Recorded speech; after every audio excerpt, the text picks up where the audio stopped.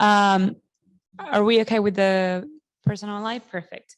So you already know the dynamics, so I'm just gonna be sure that you already know the dynamics. So I'm gonna start presenting our speakers today. So here I have Kyriaki Topidi.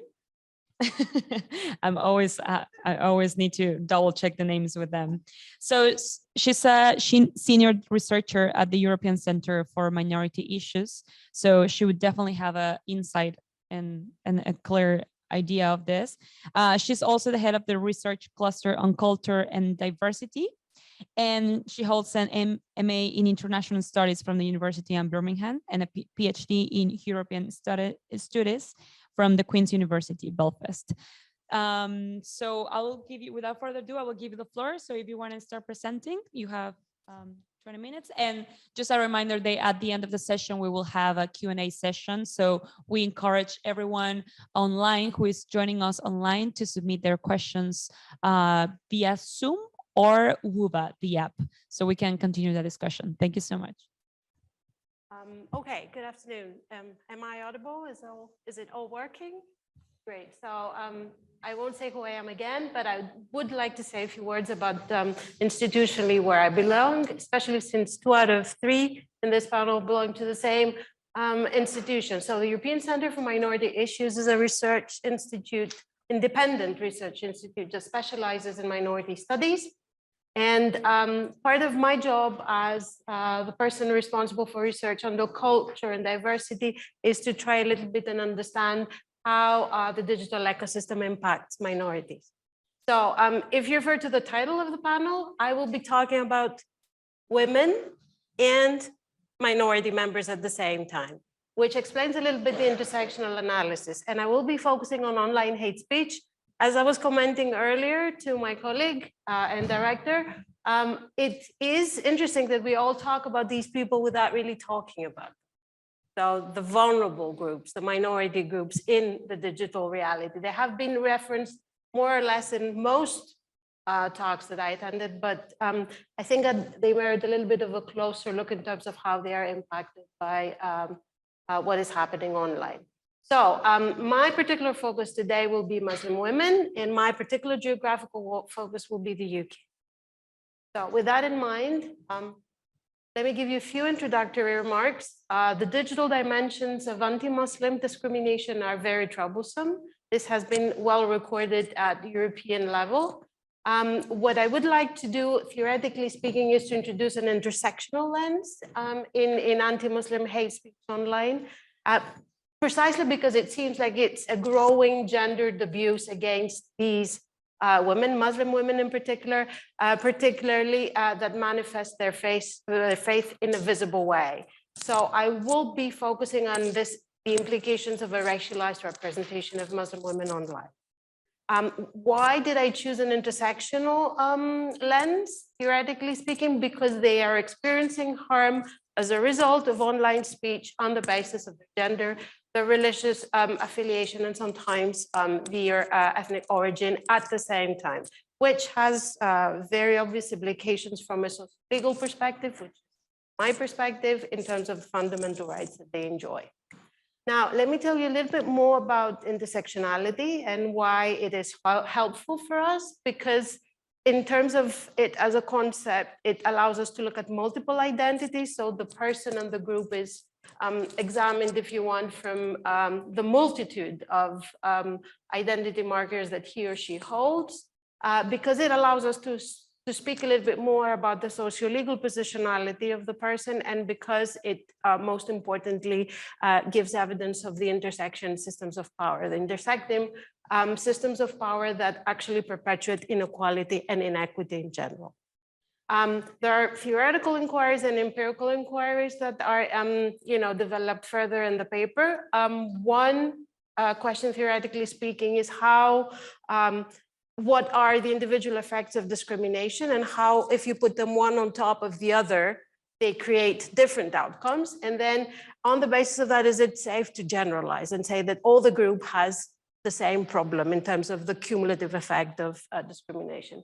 Empirically speaking, for online hate speech, it allows us, the paper at least discusses the intersectional process and how it unfolds. So what happens to them in more concrete terms, and then can we then, reflecting the more theoretical question, can we speak of a conflation of intergroup differences? Now, intersectionality inequality studies is obviously not new. What it essentially says is that we are experiencing, we can be experiencing discrimination on the basis of a combination of identity markers, as I said. What it doesn't capture, and that's interesting for our discussion today, is rather, let me put it the other way around. Statistical data and legal frameworks do not capture what intersectionality does. The fact that we are experiencing different levels of discrimination or different levels of harm, as may be the case today, is not captured in strict policy and legal frameworks. So we are looking at violations of individual rights and how they are reinforcing discrimination at a more structural level. At the same time, it allows us to do what is extremely important, apparently, in digital studies, the socio-technical aspect, combine the sociological with the more technical, and try and understand what kind of implications that has. Now, particularly for online hate speech in the UK, there is a premise in the paper which is essentially based on available data that visible gender religious markers activate stereotypes. But the reality is, of course, that these people are not and should not be stereotyped. I don't think it's a verb. They cannot be, classified under specific contexts, and their identities are in reality elastic. Hate speakers and platforms are the ones that are shaping the legitimation of their ethnic capital of these women in particular. And then there's a positive correlation between online hate speech on the basis of religion and hate crimes. What we don't know, though, is what comes first. Is it the crime that produces hate speech, or is it hate speech that produces a crime? That's not actually very, very clear. And then the technological context in terms of algorithms and classification of hate speech is the one that enhances climates of unsafety. All of this has individual effects, but also group effects for at least the group that I am looking at. Now, a little bit of statistics and data. Online hate speech in the UK on a religious basis and from a gender-based approach looks a little bit like this. You have 50% of total online incidents that are Islamophobic, according to 2020 data, of which half are only produced by a very small number of users, 6%. That's a little bit older in terms of statistics. There is a repetitive targeting of those visibly Muslim. And here's where we lose, the causality, or if you want, the chronological order between the offline and the online. The lines are blurred because intimidation and abuse, travel from one space to the other. Hostile comments, racist posts, memes, images, using abusive and provocative language are the tools for this process. And the internalization of cultural discourses in favor of exclusion have also, if you want, a role to play here. And factors are the rise of far right, populist online discourses, in this country, Brexit in particular, and it all brings together and all creates a climate which is, I think, extremely, fertile for further development of this kind of trend. Now, there is a link in the online ecosystem between the general economic, social, and political climate, as I just said.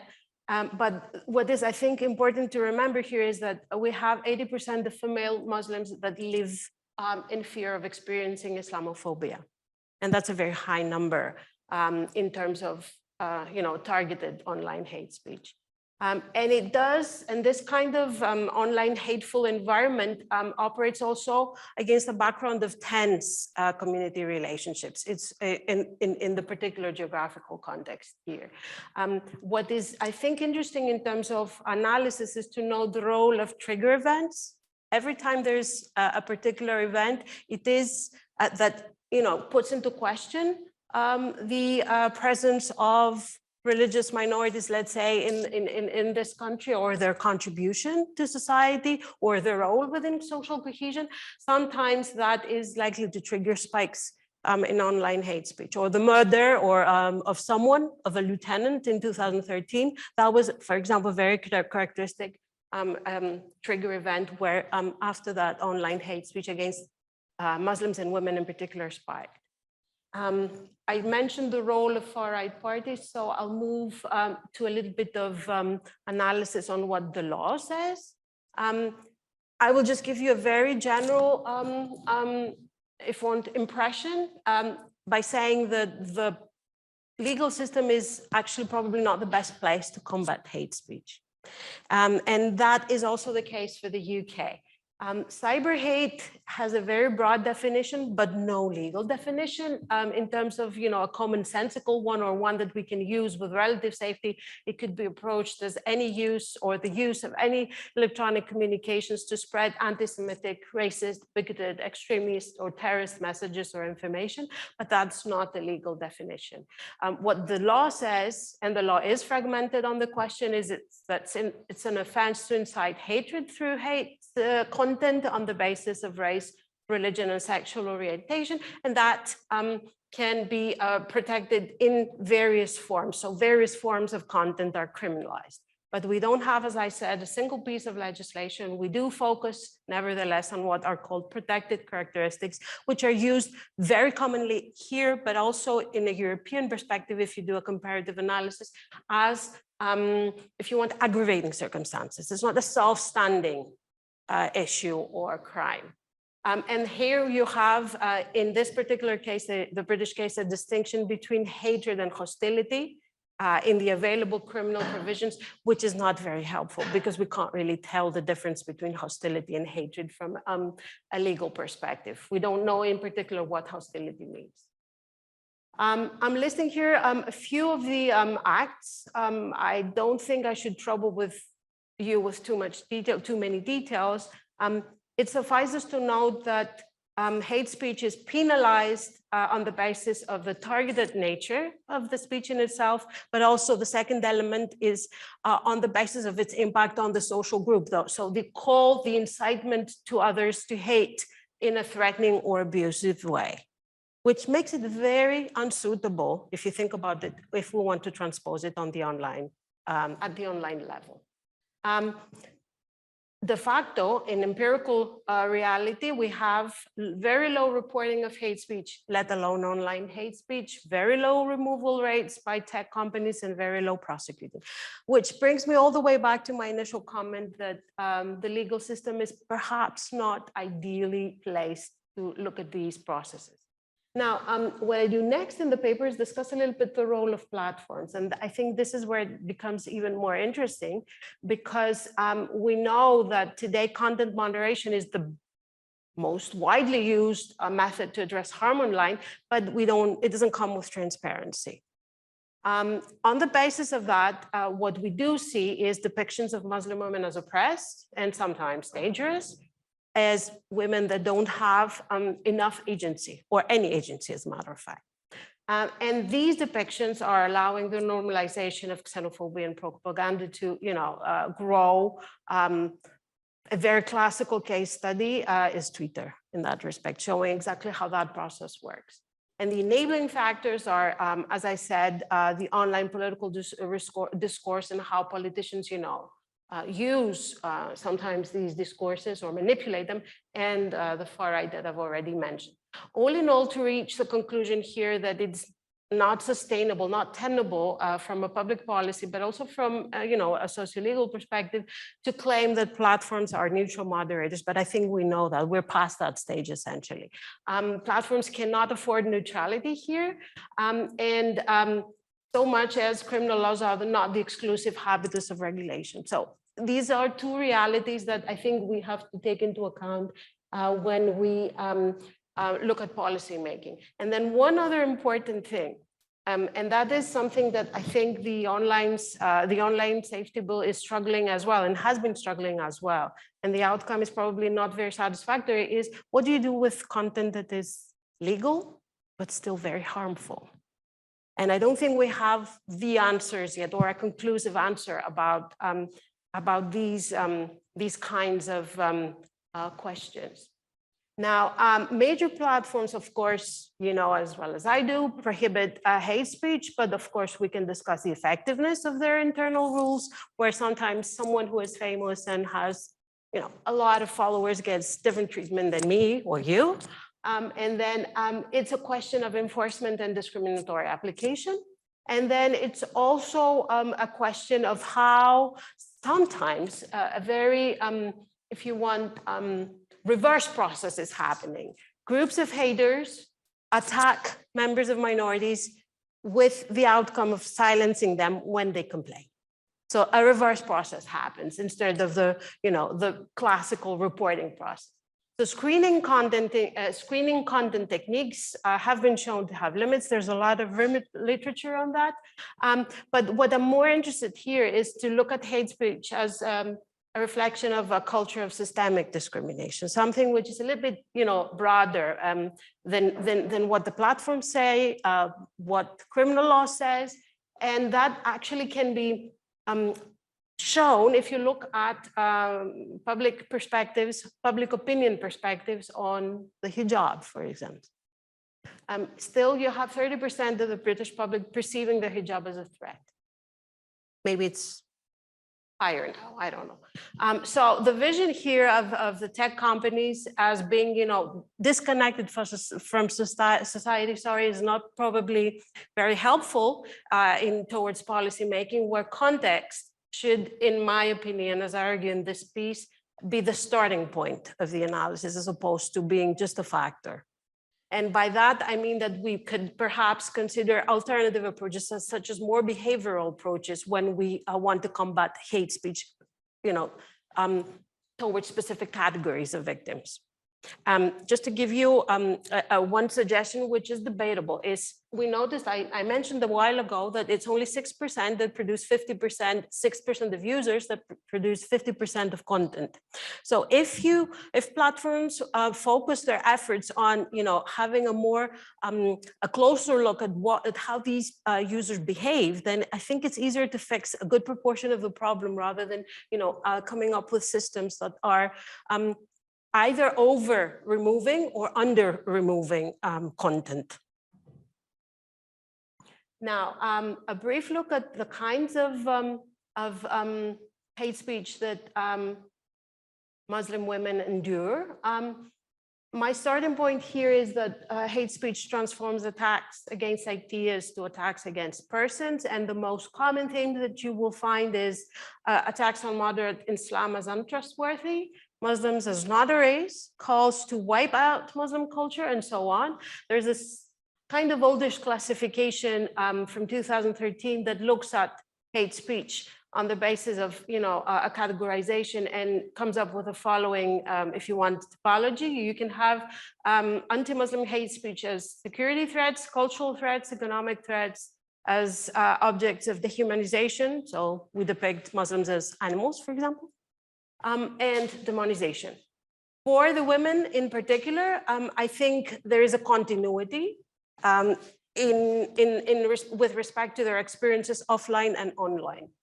And then there are, of course, added on top the special features that the online environment has, which you all know are anonymity, immediacy, impact, and permanence. Now, the veil visibility, which is actually the primary symbol of identifying a Muslim woman online, is used to identify and to single out targets. But it's also, as I said earlier, a representation of lack of agency, which escapes regulation. And it leads very often to the erasure of these women. And now the impact has been largely developed outside policy radars, and you have a whole literature that discusses harm, the apology of harm. And it doesn't come from lawyers, it doesn't come from political scientists.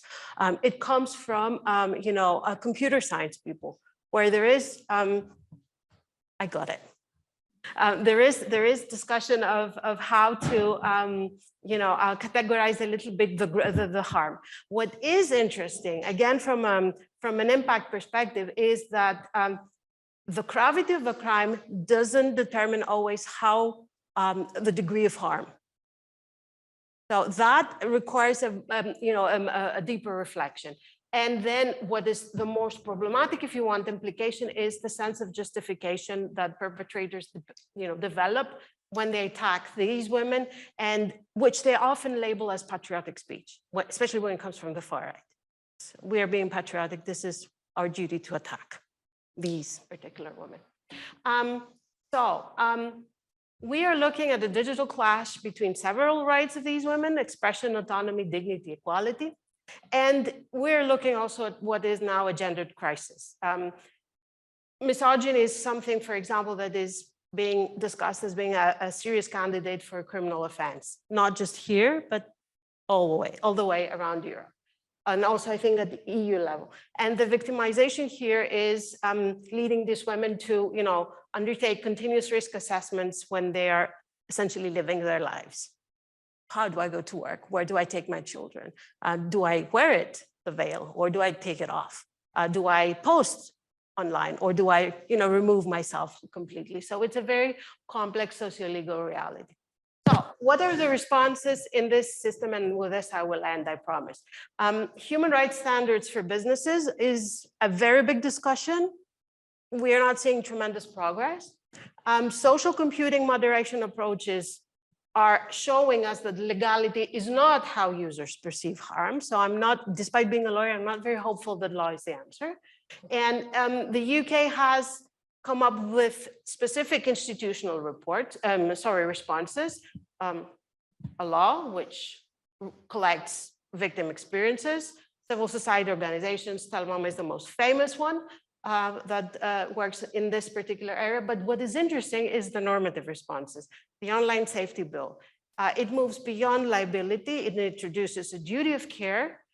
It categorizes content. They tried to include the legal but harmful, but that was taken away, subject to pressure, which is, which makes it an outstanding issue.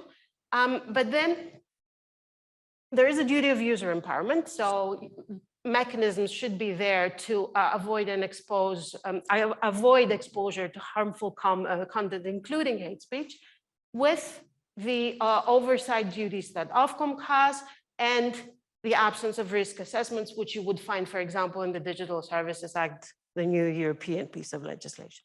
So all in all, in two sentences, the UK is diverging from the European approach when it comes to online hate speech, knowingly that women, and Muslim women in particular, are a primary target. And obviously, this framework, like others, legal framework, has implications for freedom of speech. Doesn't solve, as I said, the illegal but harmful content. And most importantly, and I think that's the fil rouge, at least in what I had to say, we don't know enough about, we don't have enough evidence-based consideration of how harm plays in real life, which is something that I think other speakers highlighted. We don't know the impact. We don't know the user experience, if you see what I mean. So I'll end with that, and thank you so much.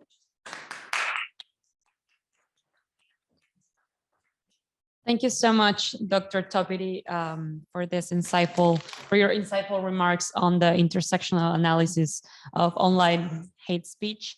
I'm sure we will have more time towards the end of the session to make more questions. So I still encourage everyone online and people here in the room, if they have questions for people online, if they have questions, please submit them on Zoom or in Voila, the app that we have designed for this session.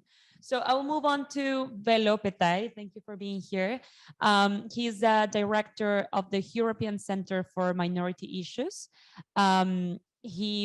Previous to that, he was a professor of comparative politics at the University of Tartu, where he worked on topics regarding ethic politics to democratization and transitional justice. So thank you so much, Velo, for being here, and the floor is yours.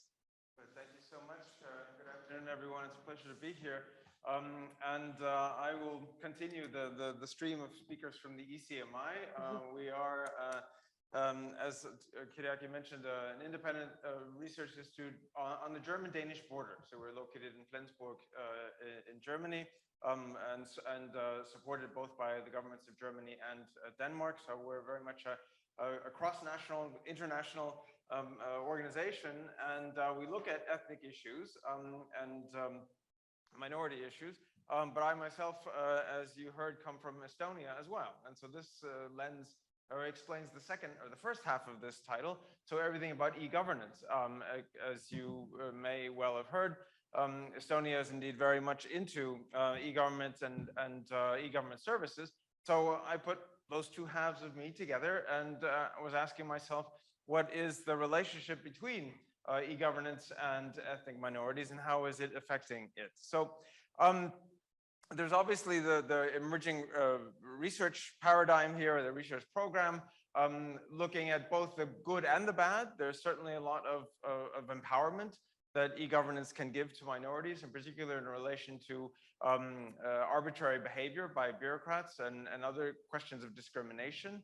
So that if you have more impersonal, if you will, government services that solve your problem almost mechanically, then that lends it less, it improves or it diminishes the opportunity and the risks of minorities or other people getting, of course, abused by individuals in the system.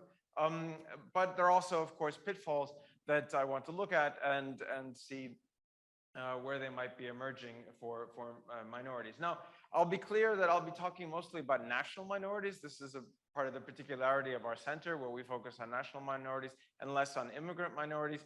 But I'm also thinking of ramping this research project up to examine the impacts of e-governance on immigrant minorities, where data and good cases are available. So let me just briefly give you a kind of background on e-governance. Obviously, I'm sure most of you in the audience know this, but I do want to make it clear that mostly what I'm focusing on is the use of e-services that governments are offering.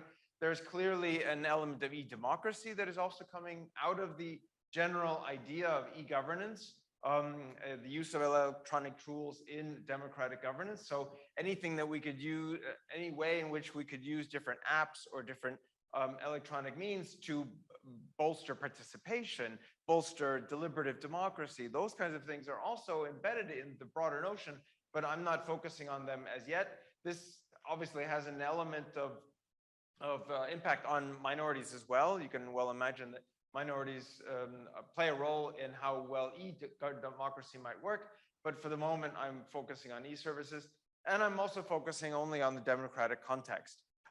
You can well easily flip all of this around and ask, how is all of this happening in a place like China? Obviously, e-governance is very good in China from the perspective of the Communist Party when you think about Uyghurs or others.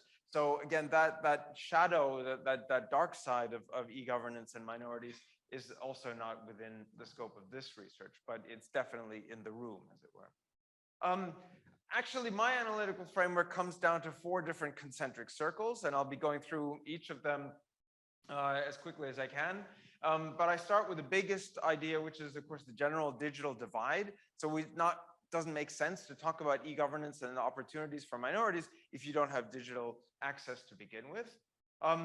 Secondly, there's an element of language accessibility. So are the actual informational services, e-services, available in minority languages? So you may have your computer and internet access, but the e-services are only in the national language, for instance, and there's a limitation on minority language use. Thirdly, how do minorities then actually, given the first 2 conditions, could they actually use e-services? What are their profiles and patterns, their levels of trust in these services? And lastly, how does the use of e-government increase integration and government trust amongst minorities ultimately, if all of the other 3 work properly, right? So this is sort of the holy grail in the middle, which is somewhat idealistic, but nevertheless, is the final end product, if you will, of this. So what I do is I'm in the middle of this kind of dual, most similar cases research design.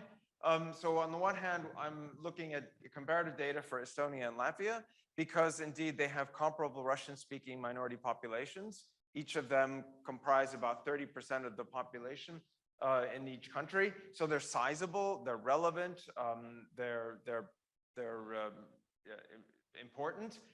But there's, of course, notable differences in the levels of e-governance in the two countries. Estonia, you'll see in a moment, is much higher than Latvia. So there's a nice geographic proximity, similar historical situations, but a stark difference in the levels of e-governance. Notably the same when comparing Denmark and Germany. So Denmark is obviously also higher than Germany, a fact that we experience every day in Germany. And then there are reciprocal minorities, but they're much smaller. So as you'll see in a moment, there's going to be a different kind of research design in order to address these minority populations as opposed to these, which are much more sizable. I said 30%, we're talking in Estonia and Latvia, about 300,000 in Estonia and about 500,000 in Latvia. So it's a much higher population. Here, it's really only about 50 or 50, between 15 and 50,000 people. So it's much smaller. So here's the quick sort of comparison of the four countries across the pairwise comparison. And you'll see that in terms of the e-governance survey that the UN carries out, at least for the 2020 data, but 2022 is about the same, that there's this seesaw effect. The two countries Estonia and Denmark are high, and Latvia and Germany are much lower. All of this speaks further to the fact that multiple sources of data are used. And I don't want to dwell on this too much, but just to show you that in particular, because of the German-Danish comparison, we're going to be moving this year into more qualitative data collection alongside than statistical and survey data. So let me go through those four concentric circles, and you'll get a feel for how all of these issues ramp up toward the core. This is not going to be an introduction to what is the digital divide, but it is important to note that it's not just, let's say, access to broadband internet. There are other elements to that, including the degree to which people simply have then given broadband. Do they have actual computer equipment? Can they afford it? And which types? What are the ICT skills that individuals actually have? And then finally, what are the usage profiles of all kinds of ICT, including e-commerce and things like that would be here. So all of these things combined are what are known as the digital divide. And so essentially you need to collect data about all four of these in order to understand the full scope of the gap between, again, majority and minority populations, right? So are minority populations in particular affected by all of these four? And that would be assessing the first concentric circle. So I do some of this in the research so far, looking again mostly at Estonia and Latvia so far. And because we're talking about European countries, the degree of core internet availability and access is relatively sufficient and satisfactory, including based on data that we have from statistical sources. Tried to isolate some of the regional areas where most of the Russian-speaking populations live.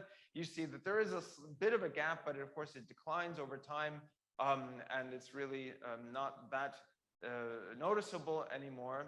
So this first part of the first concentric circle is not so relevant. One other data point for the question of actual internet usage by individuals here, we see that in the case of then Latvia, the regions actually don't show much difference, right? So that where most of the Russian-speaking population lives, or a lot of it does live, there is not much difference in whether they're using internet banking or not, or whether they're doing instant messaging or things like that. They're sometimes even greater in regional areas. So again, on this indicator, the news is relatively good, and that there's less of a digital divide for these two countries. So the second question that I look at, or the second concentric circle, is that, okay, if we have all the computers and the access, are government services available in minority languages. And this example I draw here from an Estonian Social Affairs Ministry website, which you actually see is in Russian, even though Russian is not an official and a national language. There's only one state language, Estonian, but in some cases, government services and information are available in Russian. So that's a tricky thing that we have, is that state language laws do not actually call for the use of minority languages, and don't mandate them, don't recognize them as state languages. But de facto, Russian is used in some areas. And the question is to find out how deep down can you go with Russian or often English as well. And we can talk about that, how English actually supplants minority languages sometimes. And the data for Germany and Denmark is actually very scant, because also there are no minority languages recognized in Denmark in particular, but in northern Germany, in the province of Schleswig-Holstein, Danish is acknowledged, and so some services are available in Danish. But again, there's more qualitative work to be done for that region. So thirdly, in the interest of time, I'll just speak to the question of usage profiles, right? What would minority users use the same kinds of services that majority populations would across all of these different domains? And there are some surveys that have been carried out amongst users, and they're basic social surveys. You cannot go into the data itself and recognize or identify minority users. And here, for the case of Latvia, relatively speculative. The data that the government has collected from a survey in 2021, indicates that indeed, and it's actually broken down by the language of sort of main proficiency of the respondent, that is really not much difference, that there's general use equal. So this is in a way a good sign, right? There's obviously a degree of trust amongst minorities in Latvia in many of these services, and so there's no necessarily alienation on these questions. In Estonia, there's also generally the same kind of pattern between Estonians and Russians, with one large exception, and that is the degree of internet voting that takes place in Estonia. And some of you may be familiar with the fact that about a third of people now cast votes in Estonia online for national parliamentary elections. You can see this in exactly a month and a half. We'll be having an election, and the number is likely to grow to over 40%. And here you see Russians have much less either proclivity or trust or degree of sense about it, but it is relatively low there.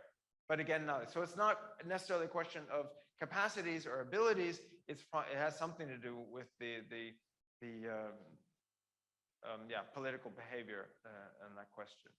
And finally, right, I get to this question of the Holy Grail, right? E-government and trust. If there is a good sort of system and people are using it and trust it and are integrated into it, then is there a feeling of trust in the government and in the state that would alleviate a little bit of this sense of alienation? Again, this is not a panacea to solve all kinds of problems of ethnic minorities or discrimination or other ills, but nevertheless, it's interesting to note that, for instance, between Estonia and Latvia, with again, now I'm playing with the juxtaposition of Estonia having higher levels of e-government than Latvia, then interestingly, it corresponds when we look at the levels of trust in public administration that have been measured by the Eurobarometer surveys of the European Union for the last 7 or 8 years. So that here the blue is always higher in Estonia, tend to trust, and in fact the red dominates extremely largely in Latvia, in particular during the COVID crisis. There may be any other set of factors determining this, but at least on a matching level, this is what we would expect, that on some level Russians in Estonia have somewhat higher levels of trust in public administration than they do in Latvia. This is just regional differences. We see that it's also even more severe when you go out to those eastern areas of Latvia where then more Russian speakers live, so that the levels, get high. The orange grows not only over time, but also in comparison to other parts of Latvia on occasion.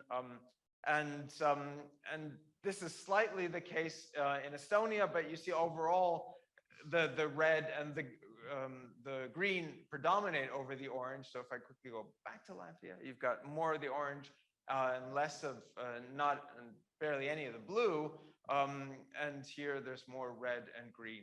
So again, I didn't calculate means per se, but this gives you a nice sense of the overall distribution. So there are higher levels in Estonia overall, and then regionally, they are more problematic in Latvia as well, and slightly in Estonia as well. But this is what we've been able to discover on this question on the minority trust in public administration. And also a broader cross-national comparison. These are the same data that you just saw in the previous slides, but they also show that in other countries where sizable minority populations live, Spain in this case, again, these are the countries that are available in the barometers for over the years. The levels of minority trust are also lower. And the argument then is that Estonia, with this higher level of e-government, fits this pattern of having higher levels of trust in public administration. Finland is sort of blocked off here because the number of Swedes that are covered in this is very low. And so it's also very erratic, you see, from year to year. And the Swedish population, I guess, is much smaller in Finland than the Russian population in Estonia or in Latvia. Okay, so coming to my conclusions. So e-governance, of course, contains a range of pitfalls, but there's a certain amount of promise.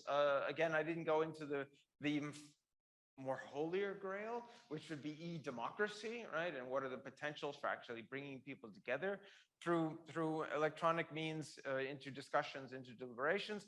But even on the level of e-government services, there is promise for building a degree of inclusion and building a degree of accessibility to government services that makes life easier. It depends, of course, on digital divide. It depends on overcoming language accessibility issues and being knowledgeable and careful about language accessibility for the state, which means building up a certain amount of infrastructure in other languages. But there is a potential for greater incorporation and inclusion. And so ultimately, it could contribute to higher levels of trust in public administration, which hopefully would also decrease general sense of alienation amongst minorities to the extent possible. Right. So, yeah, challenges shouldn't be underestimated. And I think that's why more research and conscious awareness is needed. So I will stop there and look forward to more questions. Thank you, Dr. Petai. We're running out of time, so I will move on to our next speaker, who might be online. I just want to be sure we can see her on the screen, so I can start presenting. I'm going to present our next speaker of this session, who is Dr. Kim Parker, who is the senior lecturer in law and at the Open University Law School, and specializing in internet law, including online violence against women, online hate speech, regulation of offline content, especially via social media platforms and online games, and intellectual property law, like anything related to copyright and digital content. So just to be sure she's online. Perfect. Okay, I will give you the floor, Dr. Parker. Thank you very much, and good afternoon, everyone. Thank you for accommodating a virtual presentation. I know it's not always entirely straightforward. I hope you can see the slides, and I hope there are no technical issues and that you can hear me okay. So I'm going to talk in lots of ways about similar things to the first speaker in this panel, who touched on hate speech. I'm going to talk about a slightly broader concept, and that is online violence against women. And I'm framing that as a particular challenge for internet policy. It's a broader problem than just for pure platforms at the minute, but a lot of responsibility and blame is being shifted in their direction. I think the phenomenon is broader than that. And in order to illustrate that, I think there are three distinct strands of internet policy which are presenting themselves to be particular challenges when it comes to tackling meaningfully online violence against women and against girls. So to put it broadly, when we talk about online violence against women, we're talking about a multitude of behaviours. It's the phenomenon which is the particular problem, rather than specific forms of behaviour. We're quite good from a legal perspective at identifying specific forms of behaviour and then suggesting there should be criminal repercussions for tackling them. We're less good at identifying and dealing with phenomenons which have a number of different strands of behaviour attached to them. And it's that really which is the challenge when it comes to online violence against women in digital forms. So it's an epidemic, it's a phenomena, it's much broader than just one thing. And I think that's the first important point to get across. It's really about a problem at huge scale. We've heard about some of the online hate for minorities. Online hate forms part of the broader problem with online violence against women. It's one strand, it's not just the only strand. And that I think is part of the challenge we have when it comes to identifying clearly what it is we're talking about and then what we need to do about it in order to try and tackle it. So we're talking about things which are a little bit more granular than just violence, a little bit more granular than just hate. We're also talking about hostility and harassment. We're talking about what might be criminal acts. We're talking about what probably aren't criminal acts, but which are still harmful and abusive. And that includes a whole spread of media, text, video, and image. And the big problem, really, the big challenge is Tim Berners-Lee has said very much publicly, and I would say quite embarrassingly, that the internet is for everyone and should be for everyone. And I would suggest that actually, while we can have that as an aim, the reality, particularly for women, and particularly for women who seek to engage and have a public persona and have full participatory rights in an online environment, it actually is not a space for women. The internet is not that friendly. It is quite a hostile environment for women generally, especially if they are in certain professions and highly prolific with their public image. But that said, the internet has significant potential. We know that. It offers us a number of different things, which during particularly the pandemic, we wouldn't have been able to enjoy, but for the communicatory technology that we all have. That said, we are aware, despite the benefits, that there are some significant challenges, and these have been recognised at a UN level, as well as a European and regional level. The Special Rapporteur on Violence Against Women in 2018 identified that there are significant concerns around harmful, sexist, misogynistic and violent content and behaviour online. And that was recognised explicitly internationally 5 years ago. And yet we are still 5 years later talking about the scale and challenge of the problem, the recognition of the problem that we need to get to, but more pressingly perhaps the impact that that problem being left perhaps not that well addressed is continuing to have in all sorts of interactive online environments. And so the real challenge in the context of what I'm framing this as a digital epidemic is the breadth and the scale of it. We've seen very recently that online violence against women reaches around 85% of women across the globe. And that is probably a generalization in some respects, because we've not researched in every corner of the globe where women are accessing online content, but that's a rough figure. And that in itself is quite scary. But to take it kind of more to a specific national context, only 15% of women in the UK believe social media is a safe place for them as a result of forms of online violence that they've been exposed to. 71% of women under 21 in the UK have reported experiencing some kind of online harm that would fall within the parameters of online violence against women. 50% of girls, those under 18, have seen or been harassed online. That again is a fairly scary figure. And when we drill that down into more specific forms of behaviour, we see around 40% of women being harassed online. That figure is probably much higher now because it's quite outdated from 2017. 36% of women have experienced online abuse, but so much so that they are concerned for their physical safety. Again, I would imagine that figure is slightly higher given the age of the statistics.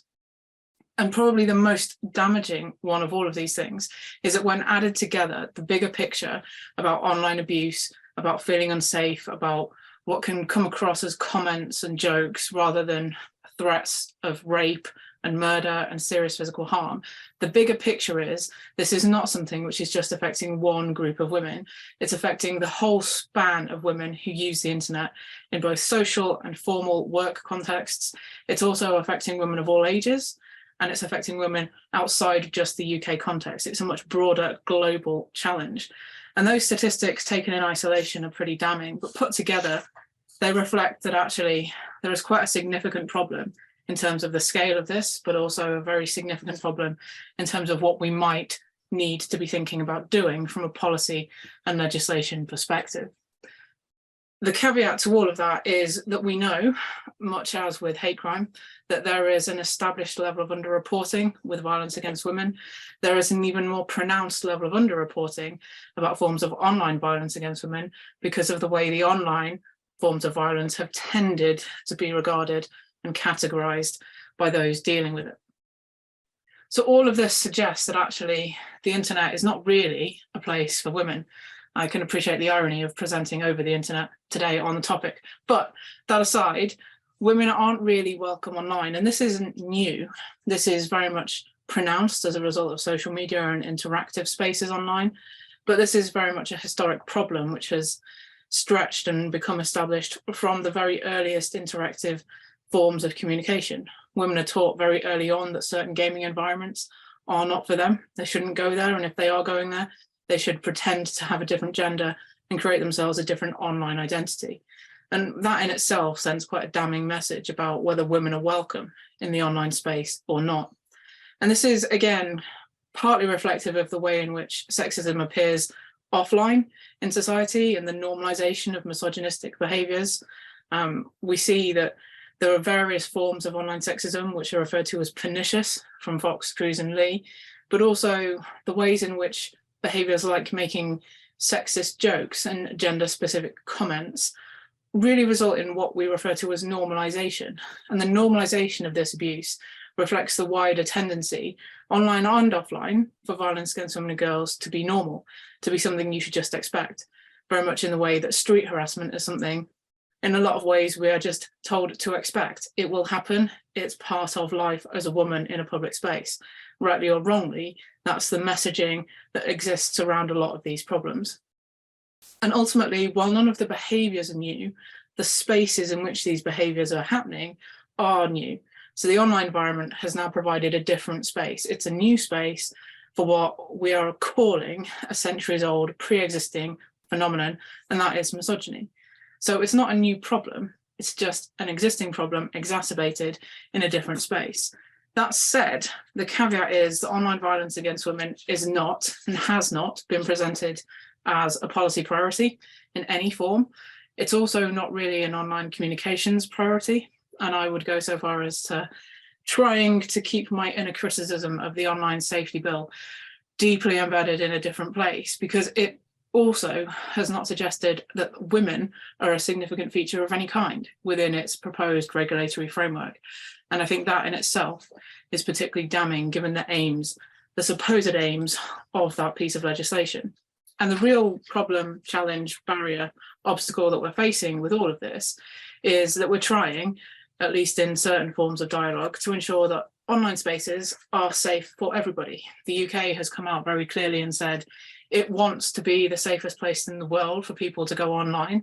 And yet at the same time, we're seeing that more and more people who are using online spaces are encountering significant forms of abuse and harassment, making them very much not safe spaces.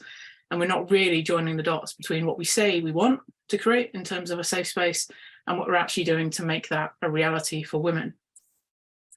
As a result, I think online violence against women is a policy challenge for the internet broadly. Obviously, there needs to be much more granularity in that discussion, but I think there are three strands to this.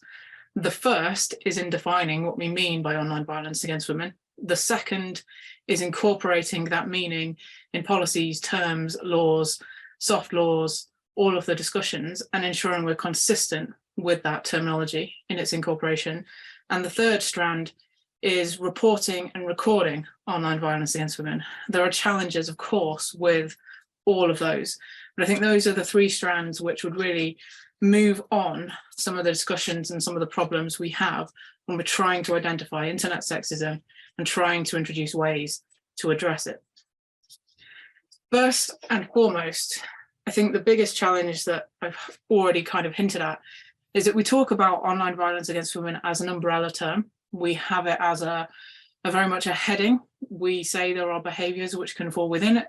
Some of those might be illegal, some of them might be criminal, but we don't actually have a widely agreed upon universal typology or definition. We can identify various forms of behaviour: cyber flashing, downblousing, online harassment, threats to die, threats of rape, doxing, flaming, trolling. All of those are potential forms of behaviour that would fit within what is broadly referred to here as online violence against women. The challenge, though, is that that term in itself is not one which is readily used by everybody. Some institutions, like the Council of Europe, refer to violence against women including technological forms. Others refer to cyber violence against women and girls. The UN Special Rapporteur refers to behaviour online. So amongst those three examples alone, there are three different terminologies for what really we're all talking about as one and the same. The bigger problem, of course, is we're trying to tackle a phenomenon, and that presents additional regulatory challenges, particularly from a law and policy perspective. The broader problem in all of this is that what tends to happen when we try and define this phenomenon is we're trying to bring in everything to one definition, both behaviours that are illegal and harmful, but also behaviours that are harmful but not necessarily illegal in the context of satisfying a criminal conviction. And despite that distinction for regulatory purposes, what we're trying to do is capture all of those different forms within one piece of terminology. And that is hugely challenging. Quite simply put, I'm not sure we can achieve it, but we do need to make some progress on having a widely agreed upon definition, even if it's a working definition that everybody can use interchangeably rather than confusing the situation.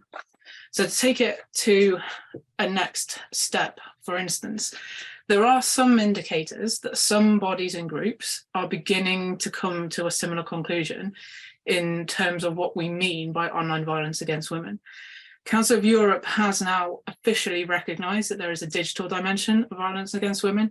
They don't call it online violence against women, they call it the digital dimension. It's progress, it's a step in the right direction. It's a regional acknowledgement that there is a problem.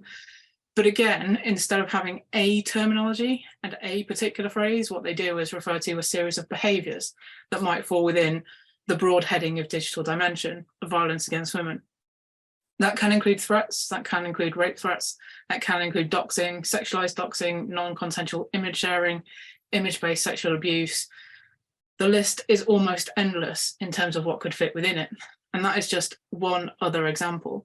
Other bodies and institutes, again, at a European level, refer to things in a different form. I've already mentioned cyber violence against women and girls. The European Institute for Gender Equality is currently adopting cybervorg as its term of choice. Similar, but not quite the same.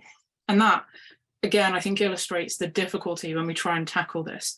If we can't agree on a term, which has some broad encapsulation of the problem, it's going to be very difficult to incorporate that into policy, which can be used in a holistic way to join a lot of the dots in terms of the problem. The other issue, of course, is we're talking about online violence against women, and the incorporation of women in particular presents a challenge in some contexts. There is a gendered dimension to it. There is, of course, a sexualized dimension to it. I don't intend to get into the distinctions because, as far as I'm concerned, for the purposes of this paper at least, it's not really a relevant distinguishing factor in the context of the broader phenomenon that we're trying to reach an agreement upon. So that, I think, is the first strand of the policy problem for tackling the internet sexism problem. I think the second one, and again, I've already touched upon this, really builds from the first one, in that we have a number of different responses across different national, regional, and international frameworks about how we take this forward for law and policy solutions. We also have the ongoing distinction between hate and harm and how that fits into the broad OVAV landscape. And putting those two things together present real challenges with the terminology problem of embedding meaningful responses in law and policy discussions and law and policy documents.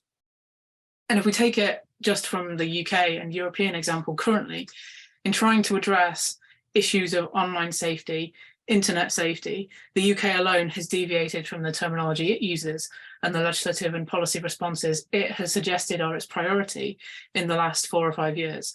It's gone through a number of different iterations, from its internet safety strategy in 2018, 2019, to its online harms bill, which was renamed the Online Safety Bill with a slightly different emphasis, which is going to become the Online Safety Act, although it's very different from what was conceived of initially, rightly or wrongly. There is going to be controversy attached to it either way.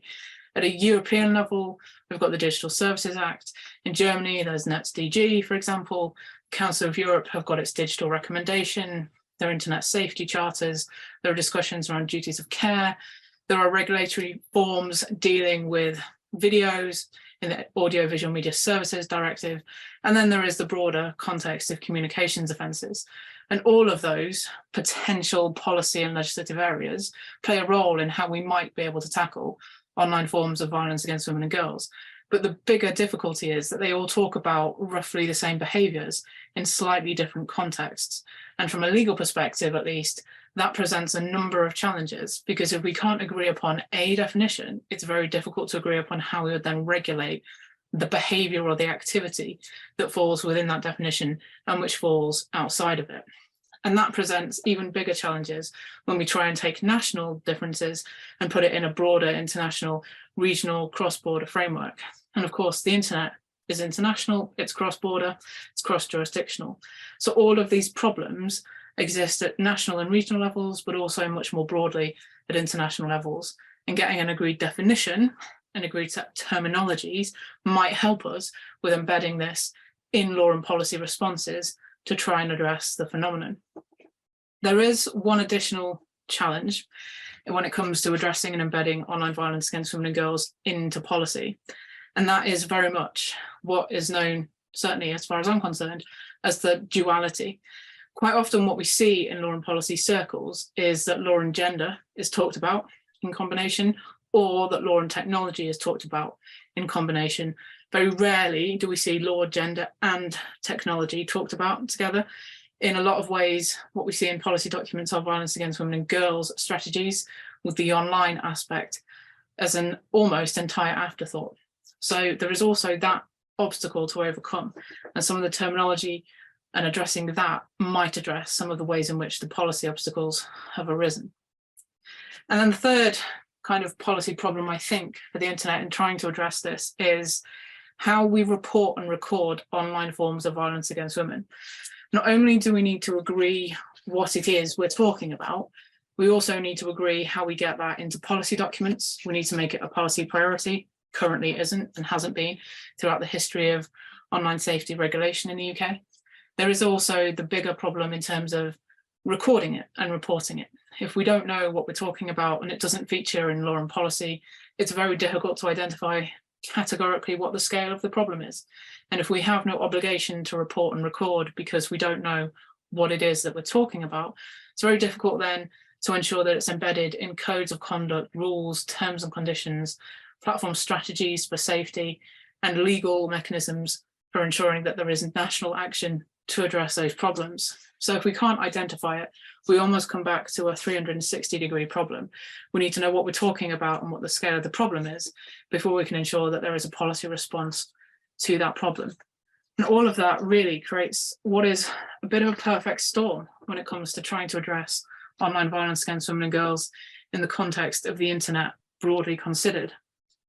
I'm not sure that there is a perfect answer, but my suggestions, for what they're worth, are that we need a bit of joined up thinking across sectors, platforms, gatekeepers and stakeholders. This is not a problem that one entity on its own can resolve. We need to think about law, technology and gender as a triumvirate and move away from the distinctions and the separation of those two things.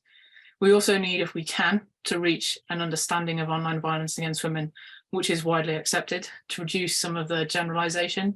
And I readily concede I've generalized in the last 20 or so minutes.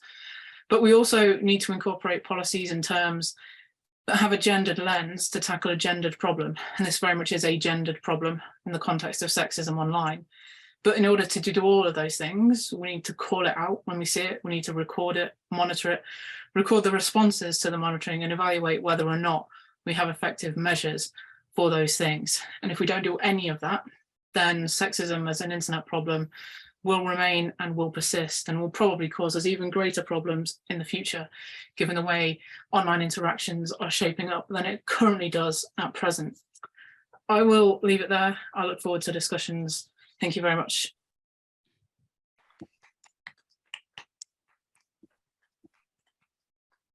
Thank you so much, Dr. Barker. We're moving towards the end of the session, but we can have one question. If someone from the audience wants to make a question, we can have one last question for the speakers. Okay, please. Thank you. Is it on? Oh, brilliant. Thank you so much to all the speakers. It's been a really interesting panel. I have a really quick question for the second speaker and one slightly longer-winded question, which I hope I can get out really quickly for the other two speakers. Is that okay? We have five minutes. Okay. My question was around whether you might consider incorporating, for the second speaker, sorry, incorporating metrics capturing best practice in like design of these public technologies, public services technologies around accessibility and I guess just user satisfaction, and whether that might be an area, because of course, even the most digitally skilled and I suppose digitally everyone with all of the gear and all of the knowledge to use the technology will fail if the service is just terrible, you know, in terms of its interaction with the users. So that was my question. Should I say the other one or yeah? Okay. The second question, I wonder if I can articulate this, but I was wondering whether these policy frameworks that kind of embed the online elements of violence against women within the broader policy of violence against women, and you know, you mentioned the Council of Europe use of digital dimension within that kind of broader context. Is that perhaps a reflection of the need to think about it, or I guess the need to highlight that this is part of that wider picture of like cultural, the first speaker was talking about the kind of the cultural discourse, you know, and maybe that's why we talk about the digital as a part of the wider picture of violence against women, is because it's a way of communicating the link between that and very real lived experiences and kind of real offline life. I wonder if that's what, and if that's the case, what's the advantage of thinking about this separately as online violence rather than just it is violence against women? Yeah. I would just kindly ask the speakers if we can have short answers since we have just 5 minutes left. Thank you so much. Yes, by all means, there should be a cultural dimension to the design and user performance of these services. I'm just not sure how extensive it would be. I think the language one is the first level of having a minority language access. Beyond that, it's not entirely comparable when I think off the top of my head to, let's say, promotional campaigns in e-commerce, where you have to have, you know, culturally sensitive references if you want to make sure that you sell your mobile phone or your colored pens. So, you know, that kind of element with e-government services is much more bland, but certainly, yes, thank you.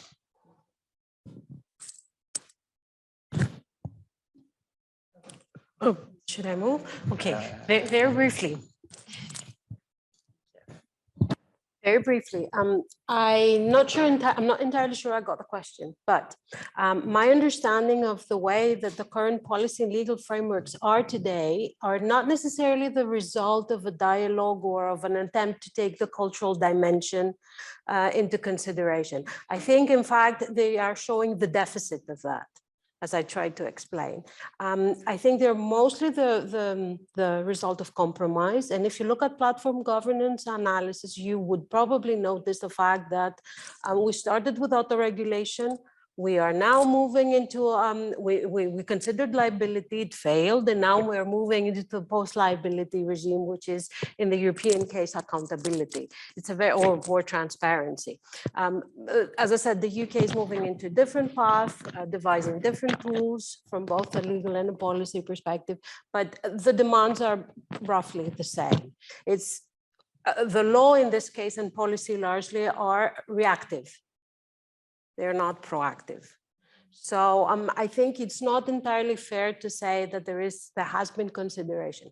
In terms of the research landscape, what I have seen looking at this interdisciplinarily is that the biggest problem that we have now is that we lack the user experience account, as I said.